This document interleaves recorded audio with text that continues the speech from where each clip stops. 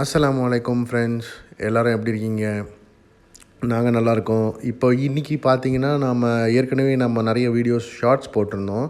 அந்த ஷார்ட்ஸில் வண்டியை நம்ம ஸ்ட்ரிப் அவுட் பண்ணுறதா சொல்லியிருந்தேன்.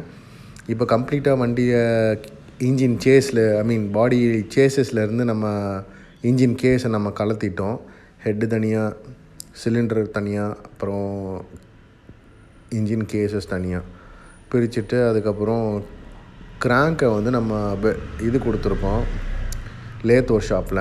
அதோட கனெக்டிங் ராடு 135க்குள்ளே தான் மாற்ற சொல்லியிருக்கிறேன். அவங்க மாற்றி தருவேன்னு சொல்லி 2 நாள் எடுத்துக்கிறேன்னு சொல்லியிருக்காங்க டைமிங்கு.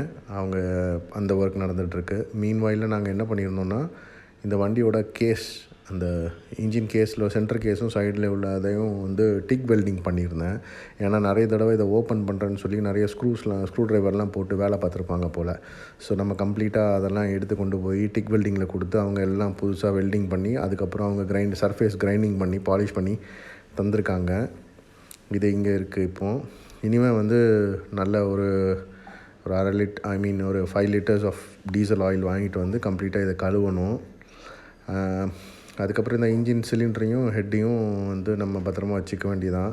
ஏன்னா 135க்குள்ளே சிலிண்டரும் 135க்குள்ளே ஹெட்டும் புதுசாக வச்சுருக்கோம், ஃப்ளவர் ஹெட்டு. அதுக்கப்புறம் வேறு என்ன ஃப்ரெண்ட்ஸ், இப்போ பார்க்குறீங்க இல்லையா, இந்த இன்ஜின் கேஸஸில் சென்டரில் பார்த்திங்கன்னா நிறைய கேப் இருக்குது. இந்த கேப்பெல்லாம் நம்ம ஃபில் பண்ணியாச்சு. இதுக்கப்புறம் இதை கரெக்டான முறையில் கேஸ்கெட் போட்டு, அப்புறம் சிலிக்கான் சீலண்ட் போட்டு தான் ஒட்டணும். அதுக்கப்புறம் பேக் பண்ண வேண்டியதான். ஒன்ஸ் கிராங்க் கையில் வந்துருச்சுன்னா இன்ஜின் ஆயில் சீல்லாம் போட்டு பட்ஜெட்டாக பண்ணுறதுனால இதுக்கு பெயிண்டிங் ஒர்க்கெல்லாம் எதுவும் பண்ணுறதில்ல. இதை கம்ப்ளீட்டாக மேலே ஒட்டி இருந்ததெல்லாம் கம்ப்ளீட்டாக ஸ்ட்ரிப் அவுட் பண்ணியாச்சு. பார்த்திங்கனாலே தெரியும் அதில் எங்கெங்கே என்னென்ன கோடெல்லாம் இருந்தது சென்டரில். ஸ்க்ரூ ட்ரைவர் வச்சு அடிச்சிருப்பாங்க போல். முன்னாடி பேஸ்ட் போட்டு ஒட்டிட்டு அதுக்கப்புறம் அதை இழுக்கும்போது வராமல் இருந்திருக்கும். அதுக்கப்புறம் நடுவில் ஸ்க்ரூ ட்ரைவர்ஸ்லாம் போட்டு தட்டினது. இப்போ எல்லாம் சரி பண்ணியாச்சு. சரி பண்ணி இப்போ ஃபைனலாக இதை நேற்றுக்கு தான் கொண்டு போய் கொடுத்து கையோடு நின்று வாங்கிட்டு வந்துட்டோம். டிக் வெல்டிங் பண்ணுற ஒரு இடத்துல கொண்டு போய். அதுக்கப்புறம் இப்போ இனிமேல் வேறு என்ன ஒர்க் இருக்குது, கம்ப்ளீட்டாக க்ளீன் பண்ணிட்டு தான் மாட்ட போகிறோம். க்ளீன் பண்ணால் ஓரளவுக்கு நல்லாயிரும்.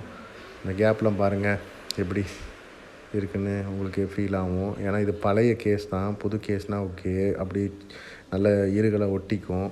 இது அப்படி கிடையாது. நிறைய வாட்டி இதை கலத்தி மாட்டிருந்துருந்தால் இதில் தேய்மானங்கள் ஏற்பட்டிருக்கும். அதனால் அதெல்லாம் நம்ம சரி பண்ணிடணும். மாட்டினதுக்கப்புறம் லீக் ஆச்சுன்னா நமக்கு டபுள் ஒர்க் ஆகிரும். அதனால் மாட்டுறதுக்கு முன்னாடியே ஒரு தடவைக்கு 2 தடவை எல்லாமே இதெல்லாம் செக் பண்ணி வைக்கிறது நல்லது. இந்த பார்டர்ஸு, அந்த கார்னர்ஸ், அப்புறம் அந்த ஃப்ளாட் ஏரியாஸ்லாம் எங்கெங்கே ஆயில் லீக் ஆகுமோ அதெல்லாம் கம்ப்ளீட்டாக கண்டுபிடிச்சி அதை ஃபிக்ஸ் பண்ணுறது நமக்கு ரொம்ப நல்லது. ஏன்னா அப்புறம் நான் தான் சொன்னேன் இல்லையா, மாட்டினதுக்கப்புறம் என்ன பிரச்சனை வந்தாலும் அது நமக்கு ரொம்ப கஷ்டமாயிரும். அதனால் ஒரு தடவைக்கு 2 தடவை மாட்டுறதுக்கு முன்னாடியே இந்த மாதிரி ஏரியாஸ்லாம் நல்லா செக் பண்ணிக்கிறது நல்லது. இப்போது பிரச்சனை இல்லை. ஏடிவி அந்த சிலிக்கான் சீலண்ட் வந்திருக்கு. அதனால் நம்ம கேஸஸ் மாட்டுறதுக்கு முன்னாடி அந்த கேஸ்கெட்டில் சிலிக்கான் இது போட்டு நல்லா இது காய வச்சிடணும்.